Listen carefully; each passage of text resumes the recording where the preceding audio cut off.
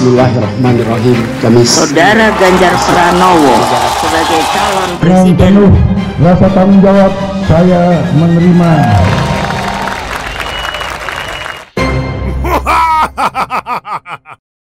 Assalamualaikum warahmatullahi wabarakatuh. Kami Tivers, suasana Pilpres 2024 semakin begitu terasa. Ruang-ruang keseharian kita dijejaki oleh isu-isu politik yang semakin dinamis dan penuh kejutan. Hampir tiap hari publik dijali oleh perbincangan-perbincangan tentang figur-figur capres dan cawapres yang ada.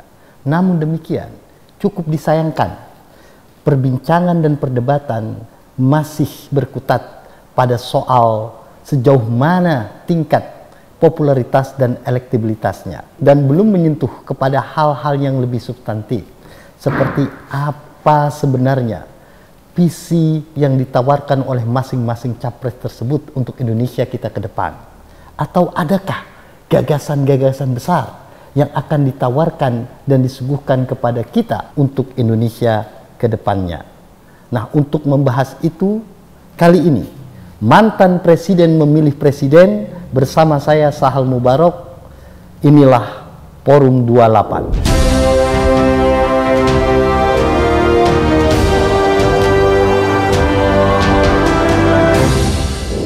Secara khusus, Forum 28 ini mengundang dua mantan presiden. Siapakah dua mantan presiden itu? Apakah Megawati dan SBY atau yang lain? Telah hadir bersama kita di Forum 28 ini mantan presiden dari Universitas Negeri Jakarta, Mas Abdul Basit, atau yang akrab disapa Mas Abbas. Selamat datang Mas Abbas. Selamat datang. Ya, terima kasih. Dan mantan presiden yang kedua adalah Mas Firdian Aurelio. Siap, betul Mas ya? Betul Pak. Mantan presiden Universitas Padjadjaran Bandung. Selamat datang Mas. Siap. Salam kenal dan terima kasih telah mengundang. Dan tidak kalah penting, kita juga ditemani oleh analis politik kita dari Pusat Polling Indonesia, Mas Camat Hojin. Selamat datang Mas. Selamat malam. Terima kasih Mas. Sebelum kita masuk ke topik inti soal diskusi kita malam ini, saya ingin bertanya soal dinamika politik kita belakangan ini kepada para mantan presiden nih khususnya ya. Khususnya dinamika itu yang terjadi pasca pendeklarasian capres dan cawapres Anies Baswedan dan Muhaimin Iskandar yang cukup mengguncang ya. Betul. Pemberitaan politik di tanah air beberapa hari yang lalu. Nah, bagaimana Mas Abbas melihat itu? Siap. Salam hormat Bang Sal dan yang lainnya. Ini memang jadi jadi poin penting kayak gitu di saat-saat ini. Dan saya bersyukur juga dengan dengan animo politik tersebut. Ini jadi entry point juga bahwa pendidikan politik di masyarakat sudah lebih baik kayak gitu. Kenapa? Karena antusiasme masyarakat dalam menyikapi, bahkan dalam membuat insting sendiri kayak gitu, bahwa ini akan pindah ke sini, si A bahkan pindah ke sini, ini akan terus bergulir kayak gitu. Sisi baiknya demikian kayak gitu, sehingga saya bisa melihat ternyata masyarakat hari ini memiliki interest juga terhadap politik kayak gitu. Jadi jangan sampai dulu kan masyarakat ini skeptis kayak gitulah, orang berpolitik itu hanya mencari kekuasaan, hanya mencari jabatan kayak gitu. Tapi hari ini mereka ikut serta dalam menentukan mana posisi ataupun pasangan ataupun paketan yang memang itu terbaik untuk untuk pemimpin yang akan datang kayak gitu. Jadi ada, kalau saya melihat demikian kayak gitu untuk baiknya. Cuman buruknya memang baik lagi tadi disampaikan oleh Bang Sahal bahwa memang hari ini politik ini ataupun di orang-orang praktisi di politik sendiri ini memang cenderung masih pada fokus sejauh mana elektabilitas si calonnya kayak gitu. Jadi kalau misalkan yang dulunya terkait dengan berbicara tentang perubahan kayak gitu, ternyata ya sama aja gitu. Demikian bagaimana caranya apa yang dia ingin dapatkan, yang ingin diperjuangkan, pada tujuannya adalah gimana caranya harus menang kayak gitu. Oke, artinya ada plus minus ya Iya. dengan fenomena perpolitikan kita belakangan ini ya dibanding yang sebelum-sebelumnya. Iya. Mas Firdian, gimana tanggapannya Mas Firdian sebagai mantan presiden? Siap, Bang Sal. Terima kasih sebelumnya. Pertama, saya sendiri dari Ketua BEM Unpad baru demisioner banget awal tahun 2023. Jadi pasti statementnya masih cukup kontra terhadap negara ya. Oke, ya. Masih hangat betul ya. Masih semangat 45-nya itu idealis ya. Karena realita itu. Nah, kalau apa yang menjadi satu tanggapan terhadap politik hari ini sebetulnya adalah kalau bagi saya adalah kemunafikan gitu. Kemunafikan. Contoh kemarin kita ngambil tadi Caimin dan juga Anies Baswedan, itu sebetulnya hanya menyimpulkan dari berbagai dinamika yang ada bahwa politik Indonesia itu masih tentang 3 hal. Pertama misalnya, Indonesia tuh belum betul konsisten dengan gagasan. Contoh, ketika Anies menarik Caimin sebagai cawapres, PKB itu adalah pada masanya partai pertama yang mendeklarasikan Jokowi 2014. Bukan hanya deklarasikan, tapi partai paling loyal bahkan sama Jokowi. Caimin baru beberapa bulan lalu bilang Jokowi 3 periode. Jadi ketika sekarang Anies membawa narasi perubahan daripada rezim Jokowi, agak aneh ketika wakilnya adalah orang yang dulunya sangat-sangat mengelulukan Jokowi. Perlu dipertanyakan perubahan ini palsu atau PKB-nya telat sadar gitu ya. Kedua, itu bicara soal ternyata Indonesia ini masih berfokus pada Jawa, Bang, gitu. Kayak misalnya pemilihan Caimin ini kan ya bukan tanpa sebab karena Jawa Timur gitu. Artinya suara lumbung betul, suara. artinya politik Indonesia ini masih nggak jauh-jauh dari bicara Jawa, sedangkan ya seharusnya kita sudah mulai membuka bakat-bakat terbaik dari Jawa pun non Jawa. Jadi bukan ngelihat kewilayahan, tapi harusnya kapasitas. Jadi Indonesia masih Jawa sentris. Ketiga, terakhir, banyak hal-hal dalam politik yang sekedar dramaturgi, Bang. Tapi menurut saya jelas Indonesia masih jauh dari kejujuran dan juga gagasan. Contoh, ya beredar surat di mana AHY mendapatkan surat dari kertas gitu ya, dari Anies Baswedan, isinya mengajak jadi cawapres. Dan ternyata toh dikhianati. Dan itu nggak yang pertama kali. Dulu ada perjanjian batu tulis Megawati Prabowo, perjanjian Ciganjur Amin Rais, Megawati Gus Dur. Artinya Mas Firdian mau bilang kita punya catatan presiden kemunafikan. Betul. Jadi bukan ya, baru kali ini betul. aja. Oke. Ya, kurang lebih gitu lah, Bang. Ya, oke, terima kasih. Nah, sekarang saya mau beralih ke analis politik kita ini. Udah clear lah kalau sama beliau, clear. Mas Camat gini. Mas Camat begini. Ini kan sampai saat ini ya, yang kemungkinan akan maju 2004 adalah baru 3 pasangan capres. Ada Prabowo Subianto, ada Ganjar Pranowo, dan Anies Baswedan. Nah, sebagai analis politik ini, saya ingin tahu gitu, bagaimana pandangan Mas Camat ini melihat ketokohan dari ketiga capres ini? Kalau kita lihat ya, beberapa belakangan sebenarnya ada kemajuan sedikit. Kemajuan sedikit artinya soal para calon pemimpin. Saya kira dimulai dari Pak Jokowi ya. Jadi orang melihat dari karir politik dan keberhasilan atau success story ketika dia memimpin di tingkat wali kota, gubernur, kemudian juga terpilih menjadi presiden. Dan begitu juga saat ini ya, yang muncul saat ini kan rata-rata punya rekam jejak yang panjang. Misalnya Pak Ganjar pernah di legislatif, lalu kemudian di eksekutif 10 tahun, di legislatif juga 10 tahun. Kemudian Anies Baswedan pernah di eksekutif Menteri Pendidikan, sebelumnya juga Rektor Paramadina, dan pernah di eksekutif di gubernur. Begitu juga Pak Prabowo ya, pernah karir panjang di militer, sampai di Kopassus, kemudian sekarang jadi Menteri Pertahanan. Jadi ada kesan bahwa untuk seorang menjadi pemimpin, dia sebelumnya harus punya legasi dan juga karir politik untuk di pemerintahan, baik eksekutif, legislatif maupun ada portofolio lah ya. Berbeda dengan sebelumnya ya. Itu sesuatu yang bagus, dan sekarang bahkan yang muncul dalam berbagai survei kan tokoh-tokoh yang sebenarnya sudah muncul di tingkat kepala daerah. Ada Pak Ridwan Kamil ya kan, kemudian juga sebelumnya ada Pak Sandiaga Uno karena dia di bisnis ya, di faktor bisnis. Kemudian juga Pak Erik ya, itu karena juga di kementerian. Jadi dia muncul karena pernah berkarir di eksekutif maupun di lingkup yang terkecil. Ini suatu kemajuan dibanding sebelumnya yang kadang-kadang dia karena faktor dukungan partai saja atau faktor kelompok oligarki dan sebagainya. Jadi ada peningkatan dari sisi itu ya. Ada kemajuan. Ada kemajuan, artinya punya rekam panjang. Jadi tidak langsung tiba-tiba dia langsung jadi calon dan sebagainya. Itu satu sih. Atau hanya ketua umum partai aja, itu juga. Jadi sekarang malah yang ketum-ketum partai saja malah kalah dengan yang berkarir di eksekutif di tingkat lokal, baik kota madya maupun kabupaten atau juga provinsi. Nah, ini sedikit. Kenapa kok bisa begitu ya fenomenanya? Banyak ketum-ketum justru malah tidak masuk dalam survei ya. Apa menurut ini yang saya lihat itu trennya saya kira mulai 2010-an ya. 2010-an ketika itu adalah tokoh-tokoh kepala daerah yang mulai muncul dan dia bekerja sungguh-sungguh untuk masyarakatnya.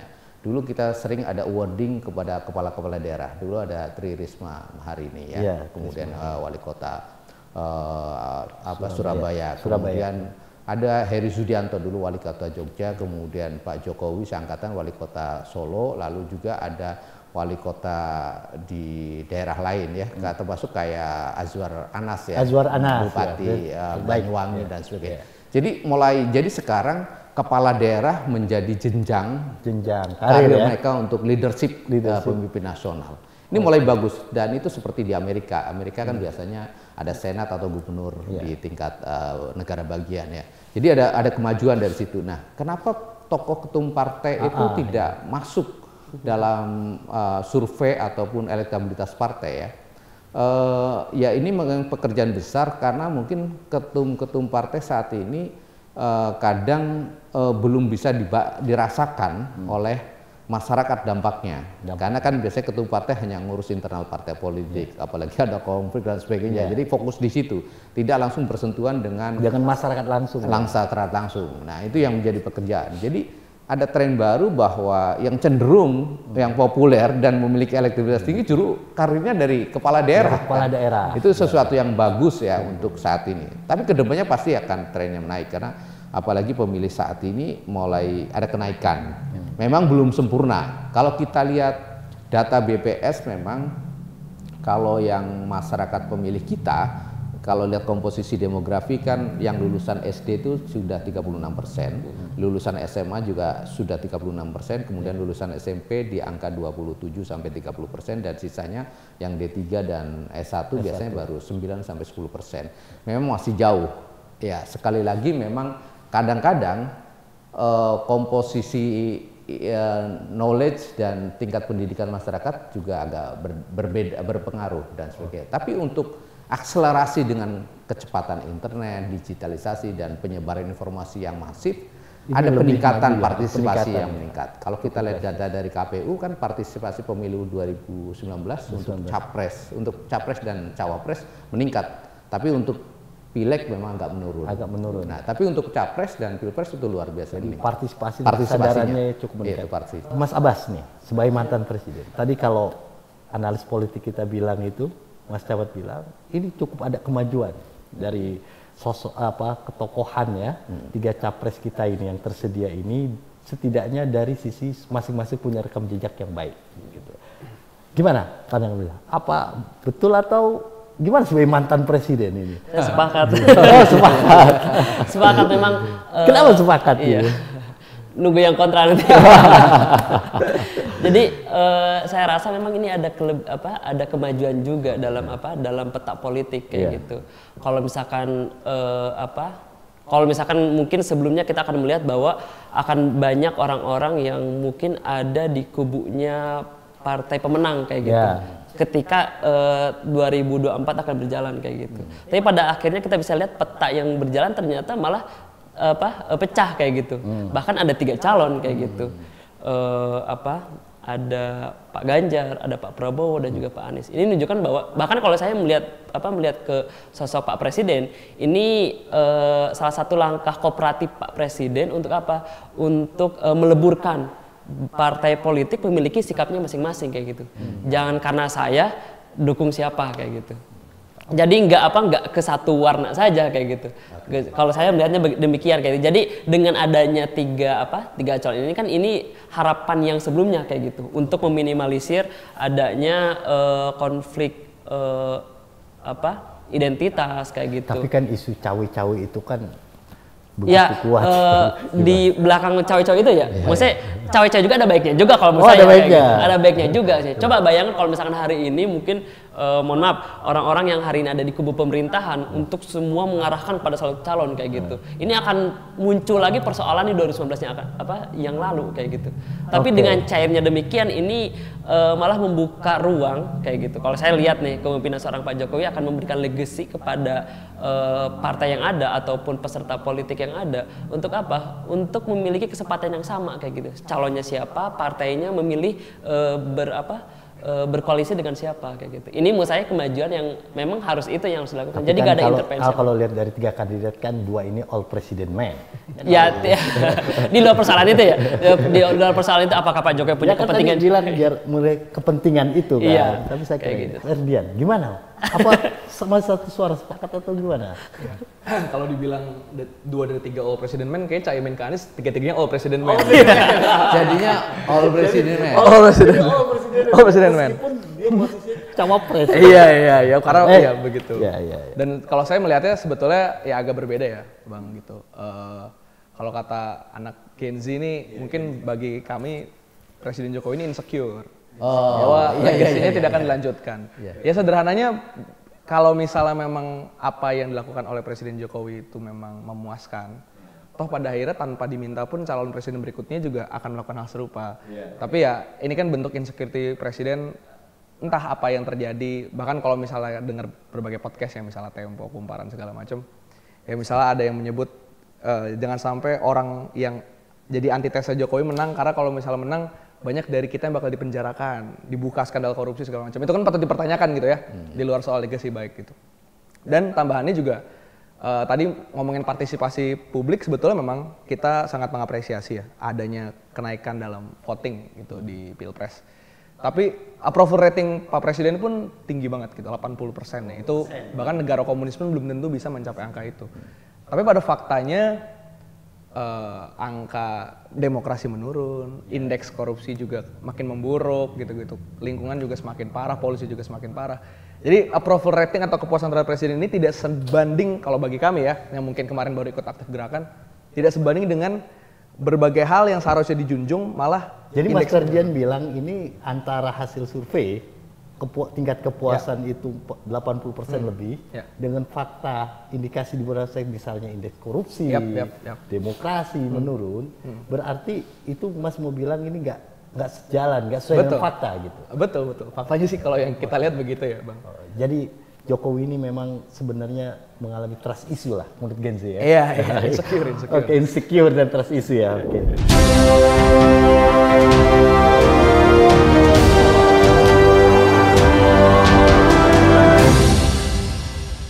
Kahmitivers, presiden adalah jabatan yang sangat penting dan strategis. Karena di tangan presidenlah kekuasaan dan kewenangan begitu tinggi dan begitu luas dengan segala infrastruktur yang dimilikinya. Dan di tangan presidenlah dia sebagai penentu bagaimana arah dan nasib masa depan Indonesia kita, termasuk nasib rakyat kita yang kurang lebih jumlahnya 278 juta jiwa penduduk. Nah, kali ini saya mau mendiskusikan tentang kriteria capres yang dibutuhkan oleh tanah air kita. Nah, saya ke analis politik kita dulu ini. Nih, Mas Camat, sebagai analis politik ini, saya ingin tanya ya, apa sih sebenarnya tantangan Indonesia ke depan? Kalau kita lihat secara internal ya, untuk Indonesia ke depan memang pertama kalau lihat dari sisi bonus demografi, memang kita udah mulai mengarah pada bonus demografi ya. Kalau kita data BPS dan juga data DPT, 60% masyarakat kita pemilih orang muda sekarang, dan 52% daftar pemilih tetap yang dirilis oleh KPU adalah pemilih muda. Artinya pemilih yang umur 17 tahun sampai 39 tahun. Itu artinya luar biasa untuk pemilu 2024. Dan kalau kita lihat dari sisi berbagai survei, termasuk di internal kami Puspol Indonesia itu, hampir semua saat ini menginginkan atau yang masih kurang itu adalah soal harga-harga yang relatif masih tinggi, harga mahal, kebutuhan pokok dan sebagainya. Kemudian lapangan kerja, lapangan kerja ini karena mungkin terkait dengan bonus demografi ya, lapangan kerja ya. Kemudian terakhir juga soal penegakan hukum, termasuk di dalamnya pemberantasan korupsi. Jadi ada 3 hal ya yang menjadi sorotan masyarakat, artinya persepsi publik terhadap pemerintahan saat ini. Yang kurang prioritasnya itu 3. Terkait dengan lapangan kerja atau harga-harga mahal, memang inflasi tinggi ya. Kalau kita lihat masyarakat saat ini memang harga sembako cukup naik terus ya. Apalagi di tengah saat ini memang masyarakat global juga relatif mengamankan pangannya masing-masing. Di India dan sebagainya itu juga mengamankan pangan, dan Vietnam dan sebagainya. Beras itu semakin naik. Begitu juga ada perang Ukraina dan Rusia. Dari segi lapangan kerja, di arahan pemerintahan Pak Jokowi ini kan rata-rata tumbuh di 4% sampai 5%. Idealnya kita untuk menyerap tenaga kerja yang cukup besar, anak angkatan kerja adalah cukup besar dengan angkatan muda dan produktifnya hampir 62%, mestinya kita pertumbuhan ekonomi di 6-7%. Dengan asumsi 6-7%. Dengan 6-7% itu kita bisa menyerap tenaga kerja per 1%-nya bisa 1 juta. Tapi faktanya di era pemerintahan Pak Jokowi memang penyerapan tenaga kerja lebih 1%-nya di antara 500.000 sampai 600.000 ya. Jadi cukup ini. Karena mungkin yang terserap dari atau pertumbuhan ekonomi bukan pada sektor padat kerja, pertanian dan sebagainya, tapi mungkin lebih pada digital dan sebagainya. Itu jadi tidak bisa menyerap tenaga kerja secara penuh. Nah, tantangan ke depan itu secara internal itu, secara geopolitik, tantangan ke depan kita adalah bagaimana masyarakat Indonesia atau pemerintahan Indonesia lebih berperan lagi pada politik global ya. Tantangan ke depan saat ini kalau kita lihat adalah pertarungan geopolitik. Kita lihat mungkin pada awalnya orang nggak menyangka ketika Ukraina dan Rusia di negara Eropa yang sangat modern tiba-tiba perang darat seperti saat ini ya. Itu dulu mungkin tidak terjadi. Tapi sekarang faktanya ada, dan perebutan ini bukan hanya semata perebutan soal kekuasaan wilayah, tapi juga soal senjata, soal ekonomi dan sebagainya. Ada lagi soal bagaimana pangan dan sebagainya. Itu. Mas Camat melihat dengan perkembangan strategi geopolitik sekarang ya, perang khususnya antara Rusia dan Ukraina, apa sih sebenarnya ke depan dampaknya buat Indonesia? Itu kalau kita lihat dari Rusia kan salah satu, Rusia dan Ukraina itu produksi gandum cukup besar. Kita 30% gandumnya impor dari sana. Artinya cukup bergantung dalam sangat bergantung. Itu ya, dunia juga sangat bergantung gandum. Kemudian dari segi minyak, Rusia juga salah satu penyuplai minyak yang cukup besar, kemudian gas dan juga sektor lainnya ya. Jadi itu dampaknya terasa. Jadi harga-harga pokok kebutuhan kita, misalnya gandum dan gas dan juga minyak sangat tergantung pada Rusia, karena Rusia meskipun diembargo oleh berbagai negara tapi tetap bisa survive karena dia memiliki produksi yang kuat. Itu yang menjadi catatan bagi kita. Bagi sisi lain adalah bisa jadi ada pertarungan geopolitik yang lebih keras antara NATO dengan Rusia, kemudian kita di kawasan internal kita ada Indo-Pasifik dan Australia dan Amerika serta Inggris bikin AUKUS ya, kawasan-kawasan baru yang itu menjadi tantangan. Bagi sebagian orang mungkin atau Gen Z, perang mungkin tidak mungkin ya, tapi dalam dunia geopolitik sangat mungkin. Kita tidak membayangkan ketika Eropa Timur yang sudah maju begitu tiba-tiba perang darat. Dulu kan kita lihat perang ya hanya di kawasan Timur Tengah kan. Tapi sekarang ada di Eropa dan itu bukan hanya sekedar gurun tapi gedung-gedung mewah pun itu dampaknya luar biasa. Artinya dengan geopolitik yang berubah, perkembangan Amerika juga sekarang tidak lagi menjadi negara adik kuasa, tapi ada China, ada India yang itu juga sekarang bikin bridge ya. ada Brazil, Rusia, Cina, itu yang menjadi kawasan baru, kelompok baru, dan itu bisa menjadi mengimbangi adik kuasa Amerika. Artinya secara geopolitik peta tantangan Indonesia ini semakin kompleks ya. Iya, semakin untuk sulit Indonesia. Untuk diprediksi gitu ya. Ya, jadi tantangan dari segi pertarungan geopolitik, kemudian juga dari segi pangan ya. Bagaimanapun kita sumber pangan kita kan masih banyak yang impor kan. Ya, kalau mungkin kalau kita perang hanya jadi mungkin senjata ada tapi pangan tidak ada gitu kan. Paling cuma seminggu aja, setelah itu kita kelaparan sendiri misalnya begitu kan. Mungkin tidak membayangkan generasi Gen Z mungkin perang dan sebagainya, tapi faktanya kan negara sekarang semakin di tengah unipolar, bukan lagi bipolar atau adik kuasa yang superpower dulu Amerika, sekarang ada China, ada India yang baru, kemudian juga Rusia, kemudian juga negara-negara lain di kawasan, termasuk Indonesia juga potensi karena salah satu sumber memiliki populasi yang cukup besar di dunia. Itu sih poin tantangan yang menurut kita. Gimana Mas Berjan melihat tantangan Indonesia ke depan? Kalau tadi analis politik kita bilang secara nasional kita terancam apa yang disebut dengan bonus demografi. Sementara pertumbuhan ekonomi kita yang semestinya ya idealnya 6-7% lah ya. Tapi ini masih antara 4 dan 5%. Nah, sebagai Gen Z ini, atau milenial Z ya, Gen Z. Gimana melihatnya?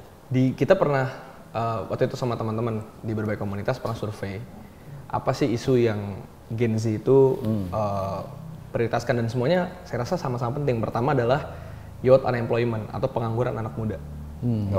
Kalau nggak salah di Asia Tenggara tertinggi nomor 2 pengangguran orang muda itu adalah di Indonesia. Di Indonesia. Artinya Asia Tenggara itu ya. Asia Tenggara. Artinya kalau misalnya jumlah pemuda ini 60% lebih, tapi dia nggak terserap dengan baik, ya udah, yang ada malah jadi bumerang balik untuk Indonesia, pengangguran di mana-mana dan seterusnya. Kedua, misalnya bicara soal lingkungan gitu, Bang. Isu lingkungan ya. Artinya ngomongin apakah Gen Z nggak berpikir ada perang? Jangan kan kita berpikir perang senjata, karena kita lagi perang sama negeri sendiri gitu, sama udara bersih, sama pepohonan, sama air, kekurangan air bersih. Bahkan ada satu riset juga mengatakan ada prediksi 2040-an Indonesia tuh mengalami kekeringan, bahkan bisa jadi lebih cepat gitu. Artinya kita belum dengar nih gagasan-gagasan capres bicara tadi soal pengangguran orang muda, lingkungan spesifik air bersih, spesifik soal hutan, spesifik soal polusi gitu dan seterusnya. Ketiga, yang juga sama-sama krusial adalah bicara soal misalnya pendidikan, pemberdayaan perempuan, baru nyambung ke hal-hal lain yang mungkin sifatnya seperti HAM, terus misalnya kebebasan berpendapat dan lain sebagainya. Nah, jadi kalau menurut kami itu tuh yang paling dirasakan oleh generasi Z. Problematika hari ini. Sedangkan ya drama yang ditunjukkan hari ini di publik oleh para elit, seluruh capres itu ya balik lagi cuma joget-joget, terus mungkin pakai, kalau dulu pakai jaket Dilan, atau mungkin sekedar ya akhirnya tuker guling siapa cawapres apa itu basisnya adalah sekedar transaksional, bukan tentang gagasan. Misalnya Pak Prabowo misalnya bawa tentang pertahanan, dia harus cari wakil yang mungkin kuat di bagian ekonomi, atau Ganjar bagian apa. Tapi kita nggak melihat pertunjukan itu, kita nggak melihat edukasi itu. Dia saya rasa seharusnya, mungkin belum masuk ke tahun bulan kampanye Bang, cuman ya tetap aja. Dulu dari awal kita tahu Bernie Sanders di Amerika mau bawa apa, kita tahu Andrew Yang mau bawa apa, kita tahu Trump pengen bawa apa sebelum dia dipilih jadi capres, bahkan belum jadi presiden, gitu sih Bang. Ya, artinya hal-hal elementer saja itu belum bisa terpenuhi Betul. Apalagi bicara soal kebebasan berpendapat, misalnya betul. Kemudian egalitarisme, feminisme dan sebagainya. Ya Pak Presiden misalnya datang ke Ukraina untuk mendamaikan konflik, sedangkan di Papua aja belum selesai gitu konfliknya. Jadi penuh kontradiksi ya, dan flexing gitu ya. Iya. Oke, Mas Abbas, gimana kalau Mas Abbas nih? Wah. Iya, ini jadi tantangan jadi PR seorang pemimpin dalam memimpin Indonesia ke depan kayak gitu. Bagaimana dia memahami terkait dengan potensi bodos demografi Indonesia, bagaimana kondisi ekonomi Indonesia, kondisi pendidikan Indonesia, ini emang jadi tantangan kayak gitu. Makanya benar, saya sepakat memang hari ini suguhan perpolitikan kita belum berbicara tentang sana.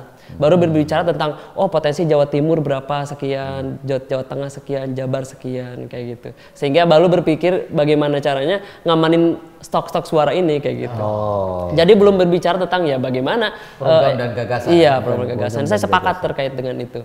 Nah, ini jadi Jadi PR. Cuman saya sepakat juga memang tantangan seorang pemimpin hari ini adalah ini berkembangnya teknologi kayak gitu. Ini seharusnya seorang pemimpin memang harus bisa lebih melek kayak gitu. Kalau misalkan dia kayak biasa ya dia harus punya tim ataupun punya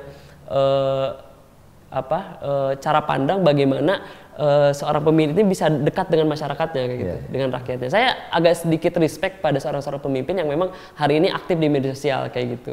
Gak cuma mungkin ya, saya juga Mas Abbas itu melihat ya dari 3 capres ini, dari sosok ketokohannya itu seperti apa sih?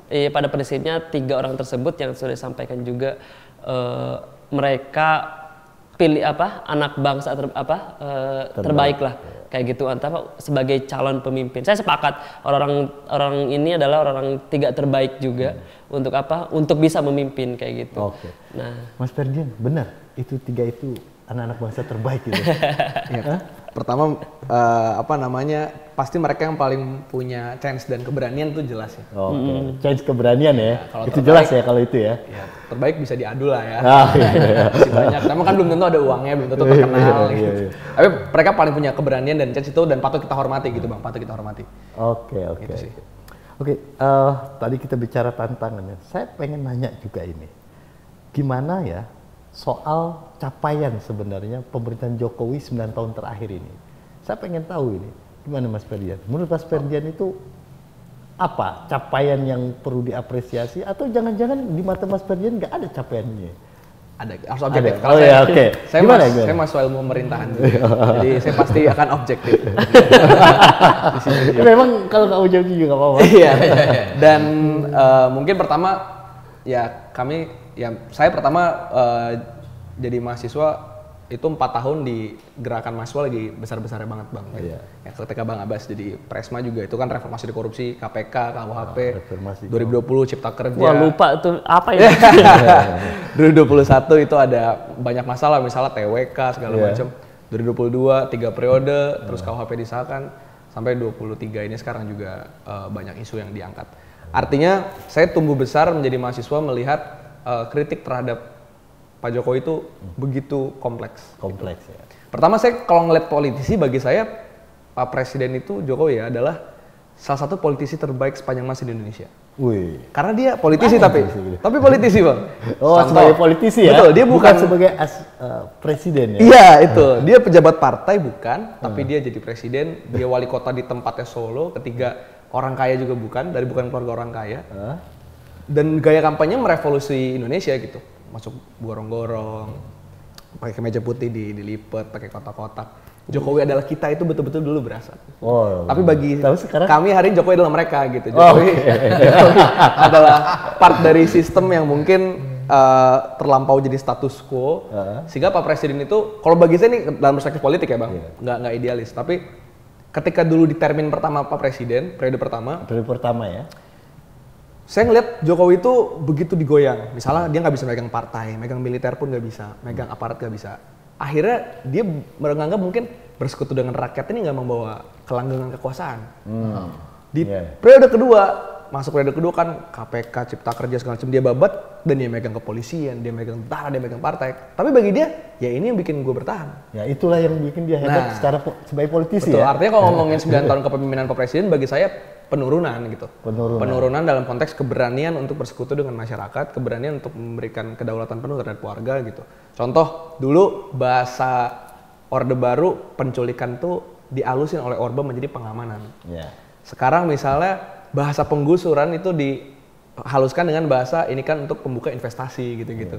Ya, jadi bagi saya banyak kritik terhadap Presiden dan ada tentu yang baik, tapi lebih banyak lagi yang kemudian harus diperbaiki. Itu sih Bang. Apa sih yang paling mendasar itu kritikan Mas Firdian terhadap kepemimpinan Pak Jokowi 9 tahun terakhir ini? Sederhananya misalnya adalah soal HAM, Bang. Kan misalnya di Twitter, di banner-banner kita lihat ada banner Jokowisme. Sampai ada yang berdebat tuh Jokowisme tuh ngapain diangkat segala macam.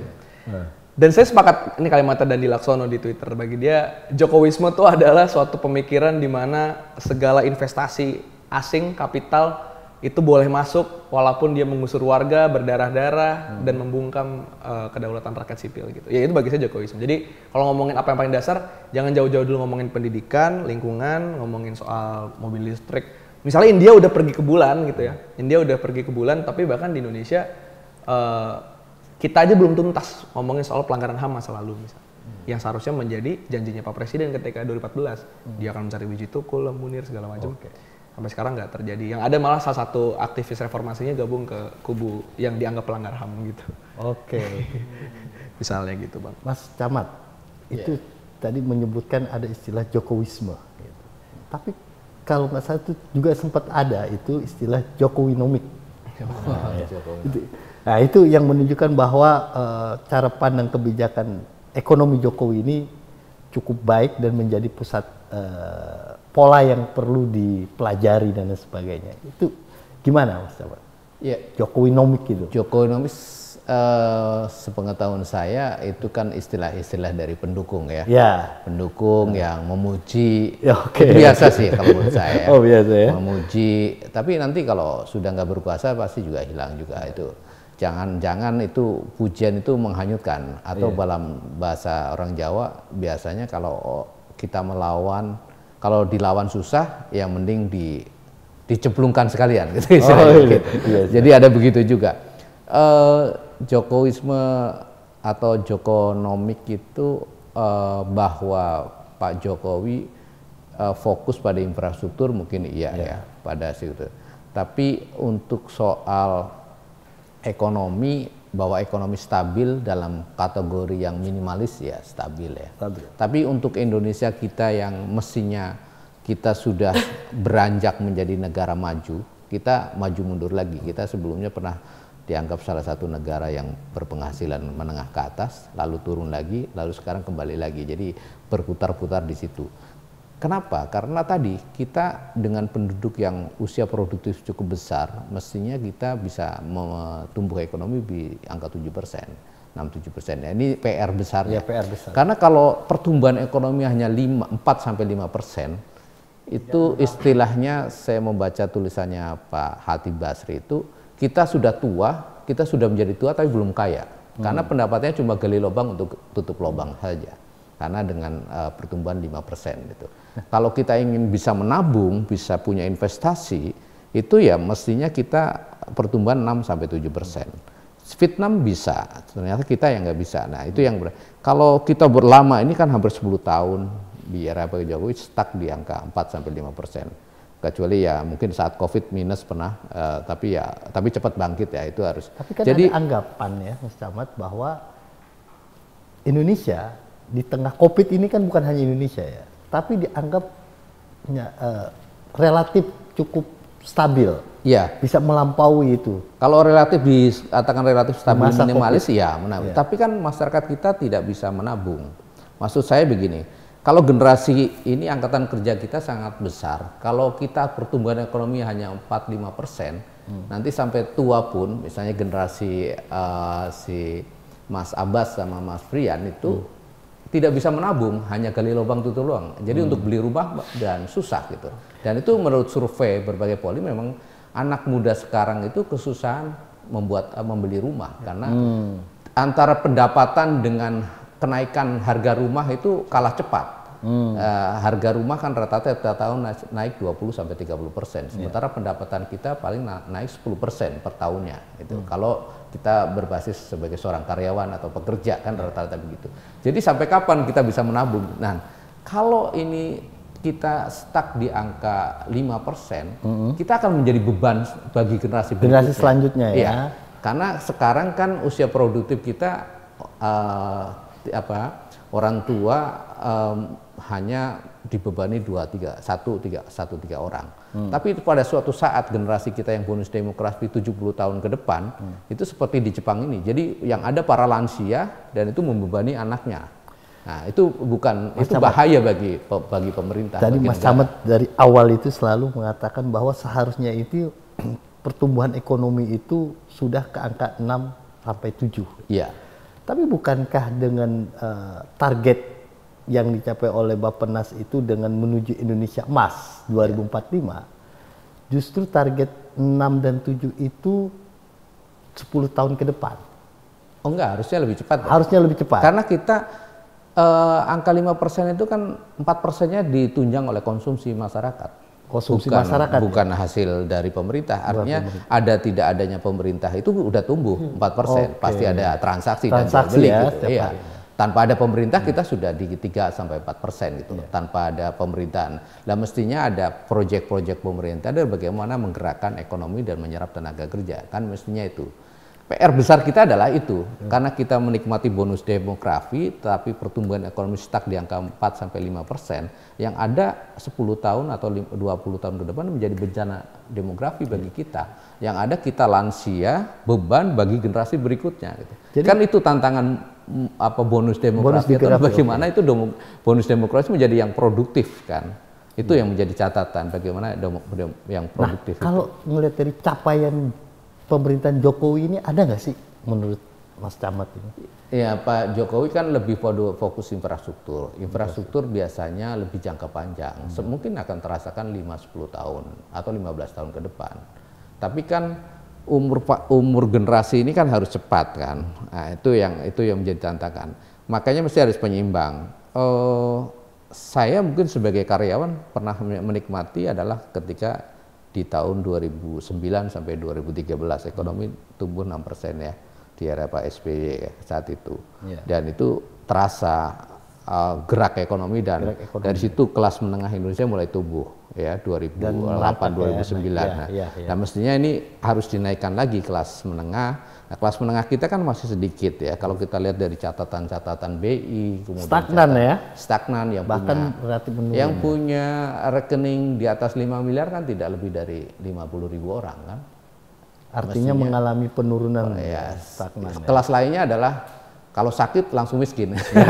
Ya. Jadi kalau bahasa sedikit sakit langsung miskin. Kan kelas menengah kita kan sedikit sakit rumah sakit langsung miskin. Sadikin gitu istilahnya begitu ya.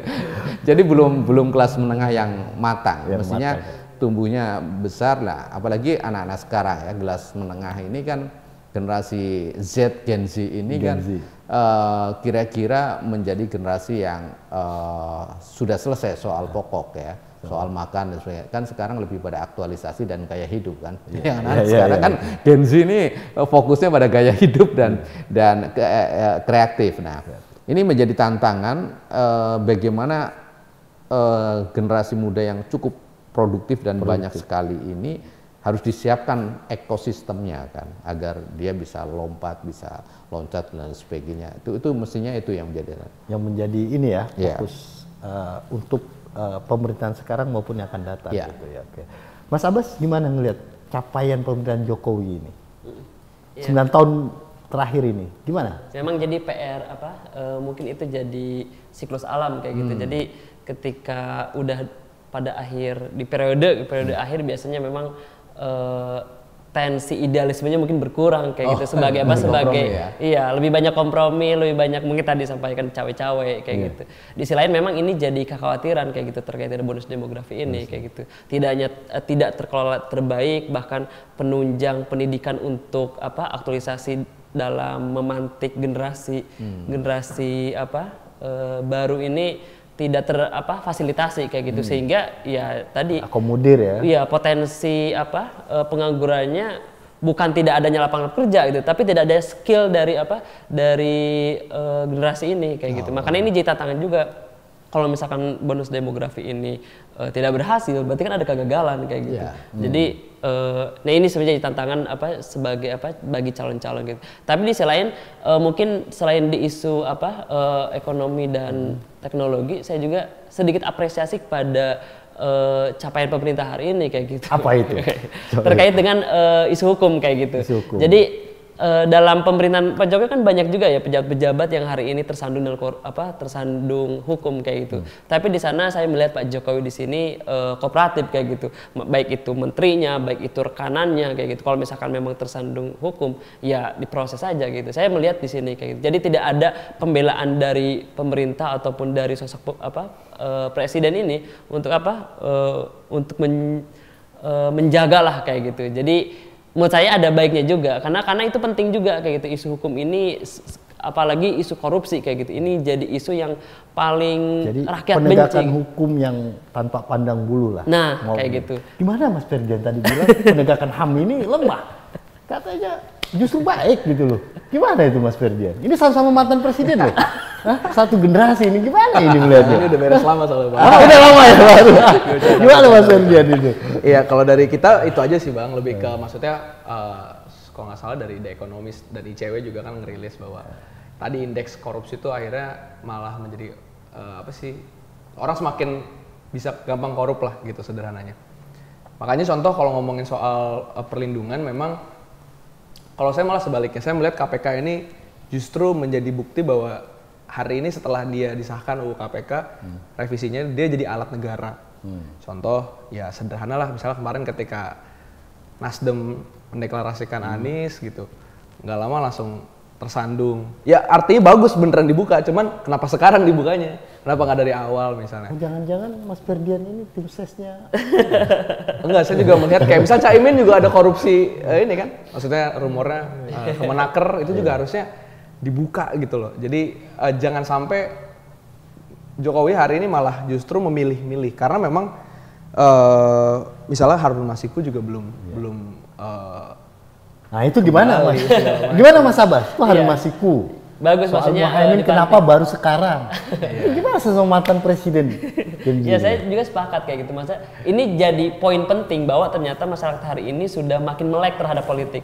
Wah ini deklarasi diungkit nih isunya kayak gitu. Padahal nggak konsisten dong. Tadi bilang sisi baiknya di situ. Oh iya, maksudnya itu jadi nilai plus keberhasilan pemerintah hari ini dalam dalam memberikan edukasi politik kayak gitu. Ketika mohon maaf capres ini deklarasi sehingga ada muncul pemeriksaan kayak gitu, masyarakat bertanya-tanya kayak gitu, seolah ini dikaitkan dengan, padahal kalau misalnya berbicara tentang hukum ya itu normal perjalanan hukum biasa saja kayak gitu, baik itu mau Caimin kayak, baik itu mau Pak Anies kayak, ketika memang ada potensi terkait dengan korupsi kan itu normal-normal saja, itu negara hukum kayak gitu, seharusnya demikian. Jadi kita gak perlu resisten ataupun sensitif kayak gitu ketika wah ini kayaknya mau menjegal kayak gitu. Menurut saya terlalu berlebihan kayak gitu. Tapi saya apresiasi jika berlebihan Mas Ferdian. Gimana Mas Ferdian?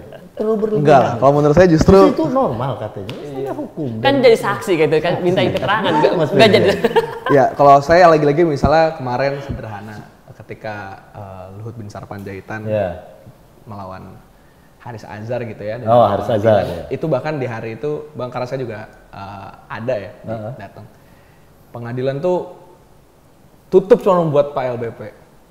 Itu kan ya memang nggak ada kaitan, terus apa kaitan sama Jokowi segala Jokowi. Tapi ini lebih ke tadi, artinya penegakan hukum ini memang masih pandang bulu gitu. Ya ini lagi-lagi balik lagi berbagai laporan aja. Makanya sebetulnya kalau secara umum ya saya melihatnya bahwa soal penegakan hukum, apalagi pemberantasan korupsi. Tapi kan Mas Ferdian, kalau soal gara-gara pas Luhut jadi saksi di pengamanan lebih kulit, itu kan pejabat. Menko loh. Tapi kan nggak ada kaitannya dengan persoalan penegakan hukumnya yang lemah atau tidak. Itu kan soal pengamanan standar seorang Menko loh. Nggak bisa Bang, karena saya ngobrol langsung sama dari teman-teman Kontras. Saya nanya ini normal emang kalau kayak gini. Nggak bisa semua di mata hakim harus sama gitu. Ya itu hal-hal yang kemudian maksudnya contoh juga ketika hari ini masyarakat ingin memberikan pendapat dan lain sebagainya, ketakutan untuk berbicara itu semakin nyata. Makanya rilisnya The Economist kan dia bilang kita semakin takut untuk berekspresi. Ya karena misalnya ada UITE yang pertanyaan, UITE kan memang diresmikan di zaman SBY. Tapi semua sama-sama tahu ketika zaman SBY bukan itu yang ditujukan gitu. Dan Pak Presiden justru lama banget nih mau ngerevisi, padahal katanya sekarang kekuatannya sangat-sangat kokoh gitu ya untuk ngerevisi UITE. Tapi giliran undang-undang yang berkaitan sama kelanggengan oligarki, misalnya Minerba, UU Cipta Kerja, kemarin bahkan UU Kesehatan itu juga dipotong kan dana wajibnya jadi nggak wajib lah katakan. Gitu malah cepat, tapi giliran yang kayak UU ITE malah lama. Gitu. Tapi kan ada sisi lain lah, yang misalnya program kebijakan hilirisasi yang dianggap cukup menghasilkan buah cukup baik terhadap pendapatan ekonomi nasional. Dan hilirisasi nikel misalnya yang terbagi. Itu bagaimana? Nah justru apa ya, sebenarnya dalam kebijakan biasa aja, ada sisi A dan sisi B, tapi kesannya seakan-akan hari ini negara itu tidak mau peduli akan sisi yang lain. Contoh, hari ini terkesan setiap pembangunan yang dilakukan oleh pemerintah itu harus mengorbankan lingkungan, itu harus mengorbankan warga setempat misalnya. Jadi ada narasi, ya kan kita pengen berkembang, kita pengen kan ini jalan jadi cepat dari Surabaya ke Jakarta, kita pengen kan ini ada bendungan di sini segala macam. Jadi kesannya seakan-akan dibolehkan untuk kemudian menggusur orang, bahkan sampai dipenjarakan, sampai ada yang terbunuh, lingkungan juga hanya demi ekonomi yang bahkan kalau dikuliti lagi, ini kata ICW pernah ngobrol, ya orang-orang yang menikmati tanah tersebut juga konsensinya ke perusahaan-perusahaan milik elit lagi, bukan dibagikan ke rakyat setempat. Yaitu jadi satu hal yang menjadi kritik bahwa seakan-akan pemerintah hari ini punya keputusan, ya harus A aja gitu. Dia nggak mau lihat sisi lain daripada unintended consequences lah. Sebuah konsekuensi yang tidak terduganya gitu sih Bang. Jadi kalau di sisi lain juga bisa nggak melihat misalnya soal blok-blokan gitu. Itu kan sebuah prestasi juga. Saham Freeport misalnya, itu kan sebuah prestasi juga yang dilakukan oleh pemerintahan Jokowi. Yang puluhan tahun itu sahamnya itu lebih besar di Amerika, tapi per 51%. Nah itu menurut saya gini, kalau misalnya kita lihat kebijakan per kebijakan pasti ada yang bisa diapresiasi. Itu pun bahkan misalnya soal Freeport segala macam, itu pun ada yang bisa dikritik juga ya terhadap hal tersebut. Tapi secara utuh bagi saya sih sederhana Bang, pohon atau sebuah gelas susu, walaupun ada 1 tetes 2 tetes racun, dia akan tetap menjadi racun. Apalagi hal-hal yang sifatnya fundamental gitu. Makanya bagi saya sih ya. Racunnya siapa racunnya? Racunnya siapa ya? Jadi publik yang menilai. Publik yang menilai ya racunnya. Kalau setelah kita diskusikan ya capaian Jokowi ada plus minusnya lah ya. Meskipun kata Mas Ferdian ini ya pohon itu apa? Sekecilnya racun itu ya. Gelas susu tuh kalau 1 tetes 2 tetes racun tetap racun gitu ya. Padahal susu itu netralisir racun. Nah kalau kita lihat kalau begitu apa sebenarnya yang dibutuhkan sosok pemimpin seperti apa yang dibutuhkan Indonesia ke depan itu? Sebelumnya saya menyampaikan juga nih bahwa memang hari ini kalau saya lihat sosok Pak Jokowi ini memang seorang presiden yang berani juga kayak gitu dalam mengambil kebijakan kayak gitu, bahkan ikut serta dalam pembuatan undang-undang kayak gitu sampai dengan undang-undang yang begitu banyak. Ini memang saya sepakat juga memang ada jangka panjang memang sedang ditarget kayak gitu. Nah kalau misalkan hari ini berbicara tentang seorang capres tadi, ini hal yang sudah disediakan oleh Pak Jokowi kayak gitu di zamannya kayak gitu. Ini yang harus dibaca dan harus dipetakan oleh calon capres-capres yang ada kayak gitu. Baik itu Pak Ganjar, Pak Prabowo kayak gitu, juga Pak Anies kayak gitu. Dan saya sepakat memang nanti dalam paketan ini harus saling menguatkan kayak gitu. Kalau misalkan Pak Prabowo misal kuat dalam pertahanan politik keamanan kayak gitu, politik luar negeri kayak gitu, dia harus ada yang paham terkait dengan pendidikannya, mungkin si wakilnya kayak gitu.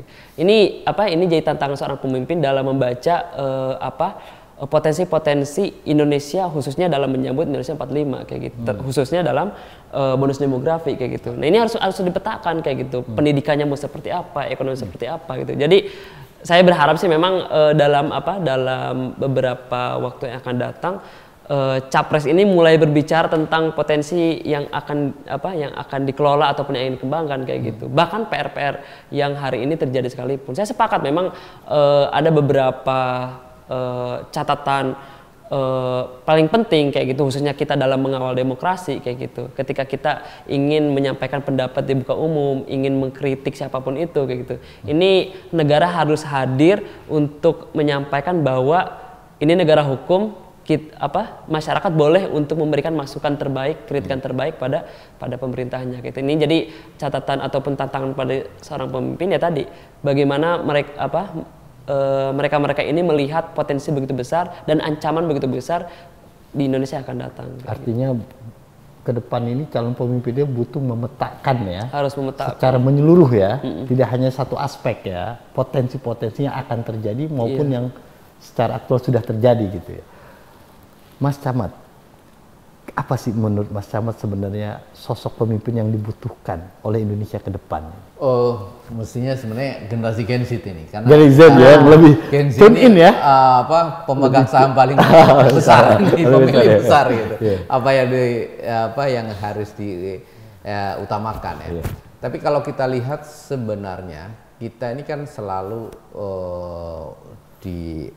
dikasih impian kita menuju Indonesia emas, kemudian kita akan menghadapi bonus demografi dan sebagainya.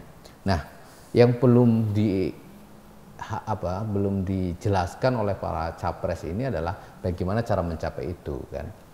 Pertama dari sisi indeks SDM kita tentu masih jauh juga. Indeks SDM ya, masih jauh. Itu masih jauh. Nah, itu perlu untuk mencapai itu kan perlu ada indeks SDM yang bagus. Nah, ini bagaimana cara mencapai indeks SDM yang bagus dalam tempo cepat ya.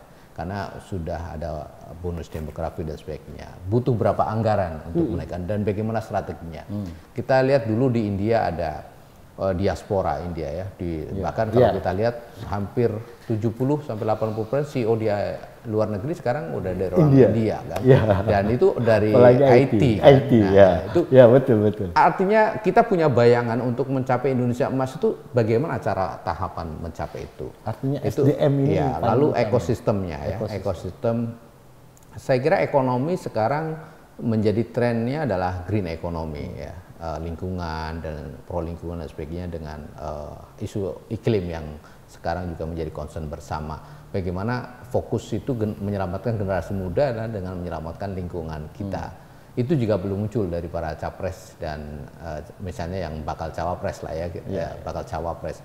Itu lalu berikutnya adalah untuk menjadi, dan para futurolog kan memprediksi Indonesia akan menjadi 5 negara besar ekonomi di dalam 15 tahun ke depan. Nah, bagaimana cara mencapainya itu?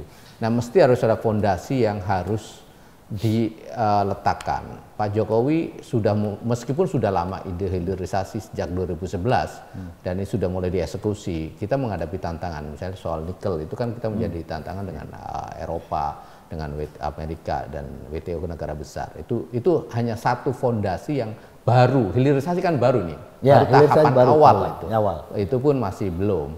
Nah, itu yang perlu diperkuat. Lalu sektor apa lagi yang perlu dibuat sehingga kita bisa mencapai impian apa yang diasumsikan para futurolog, kemudian juga para founder dan juga para akademisi yang Indonesia emas itu mencapai seperti apa. Nah, perlu dibuatkan tangga-tangga tahapan untuk mencapai itu apa. Itu yang mungkin perlu diperjelas kan.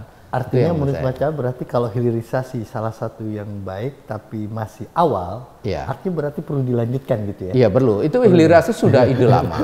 Bukan masuk itu sejak 2011 sebenarnya itu kalau lihat. Yang jadi kritik kan hilirisasi sekarang adalah hilirisasi kata Pak Faisal untuk kelompok Cina gitu. Tapi kan udah dikritik Pak. Enggak, maksud aku itu hanya segelintir. Artinya dan itu sudah diakui oleh Pak Bahlil bahwa itu belum maksimal hilirisasinya. Artinya harus tahap. Nanti kan ada 27 sektor yang akan dihilirisasi. Jadi hanya awal aja. Dan masih banyak. Itu hanya satu. Tapi kan ada sektor lain. Tapi poinnya adalah India aja bisa. Kenapa kita nggak bisa yang sama-sama memiliki potensi besar, terutama indeks SDM itu yang menjadi catatan. Bagaimana kita punya anggaran pendidikan yang cukup besar tapi efektif. Sekarang ada beberapa anggaran yang ada dari LPDP ya, LPDP itu udah jalan. Kemudian mungkin perlu ditambah agar kita ada yang sekolah belajar di luar negeri, di universitas terbaik di luar negeri, agar kita bisa bersaing lah seperti India. Jadi nggak usah mengejar seperti Eropa dan Amerika, dengan India aja yang sama-sama Asia. Itu luar biasa. Juga ya, dan sama-sama negara demokrasi ya. Itu yang katanya kalau LPDP malah betah di sana. Nggak apa-apa, nanti belajar dulu daripada pulang nganggur juga kan. Ilmunya nggak dipakai, belajar dulu nggak apa-apa. Ya India kan orang juga tetap bertahun-tahun di Amerika, bahkan PM Inggris sekarang itu udah keturunan India dan yang lain sebagainya udah keturunan India sih kan. nggak apa-apa ya. Tapi kan pada saatnya orang pasti akan cinta tanah airnya kan. Itu pasti akan balik. Itu aja sih poinnya. Oke, Mas Firdian sebagai pemilik saham terbesar untuk menanggapi, berarti apa sosok pemimpin seperti apa yang dibutuhkan oleh Indonesia ke depan? Gen Z yang lebih satu server lah dengan zamannya. Kalau saya mungkin bagi jadi 3 ya Bang. Pertama adalah kita butuh pemimpin yang partisipatif bukan represif gitu. Partisipatif ya. Represif. Karena memang kita harus tipis banget. Karena bagaimanapun kalau memang pemilik sahamnya terbesar adalah generasi muda ya harus diberikan ruang untuk kita memberikan partisipasi baik dalam berbagai bentuk ya. Inovasi, baik itu dalam bentuk aksi bahkan segala macam harus diberikan ruang. Tapi sayangnya catatan kayak misalnya Kontras mengatakan 2019-2020 aja ada puluhan orang meninggal karena kekerasan aparat gitu, hasil dari demonstrasi gitu. Kedua, kita butuh pemerintah yang percaya sains gitu. Percaya sains, gimana tuh? 2020 kita tahu banyak sekali statement-statement aneh bermunculan soal COVID. Kita nggak takut COVID, kayak kita sering makan nasi kucing gitu. Kita negara khatulistiwa, kena panas kita udah biasa lah begini-gini. Ya akhirnya yang terjadi adalah banyak sekali disaster yang harusnya bisa dihindari gitu. Negara New Zealand misalnya memilih untuk ekonominya low dulu tapi kesehatannya dikuatin. Jerman pun sama.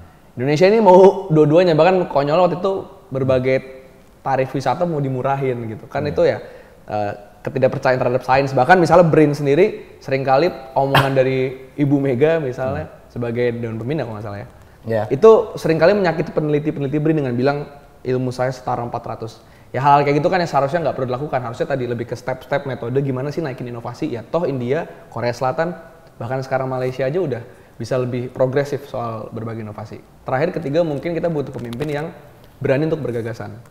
Saya pernah 2 kali Mas di tahun ini datang ke eventnya Pak Ganjar dan Pak Anies gitu. Event terbuka ya. Dan saya dapat kesempatan buat nanya juga. Pertanyaan saya sama gitu. Saya sekedar nanya gimana pandangannya tentang IKN, akan lanjutin apa enggak. Dan semuanya punya jawaban normatif, yaitu adalah ya kan itu udah disain jadi undang-undang, ya kita harus laksanain. Tapi bila ada perubahan kita lihat nanti. Padahal harusnya dilihat dalam perspektif lingkungan begini-gini, perspektif pembangunan begini-begini, maka nantinya kita akan coba mengkaji mana yang terbaik. Tapi prinsipnya minimal gitu kan jawabnya. Tapi ini memilih untuk tidak berani bergagasan, karena semuanya pengen dapat kotel efeknya Pak Jokowi mungkin.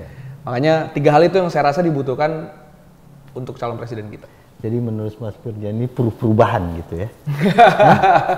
Belum perubahan lanjutkan ya? Belum sempat tanya Pak Prabowo. Lanjutkan. Itu belum sempat, Pak Prabowo belum pernah bikin event soalnya Pak. Yang saya tahu belum pernah bikin event. Mas Abbas, kalau pandangan Mas Abbas gimana? Misalnya tadi isu IKN gitu. Jadi salah satu IKN kan harusnya ada alasannya lah, jangan normatif dan agak bersayap. Ya. Cari aman lah ya. Politisi gitu kan. Nah ini. Soal isu IKN itu bagaimana? Apakah menurut pandangan Mas Abbas ini pemimpin ke depan itu tetap melanjutkan soal IKN atau bagaimana? Ya, saya sepakat juga ya kalau misalkan memang. Tapi sebelum itu gini deh, apakah IKN itu menjadi kebutuhan rakyat Indonesia untuk pemimpin ke depan? Bisa jadi kebutuhan. Bisa jadi kebutuhan. Iya, bisa jadi kebutuhan. Kalau menurut saya.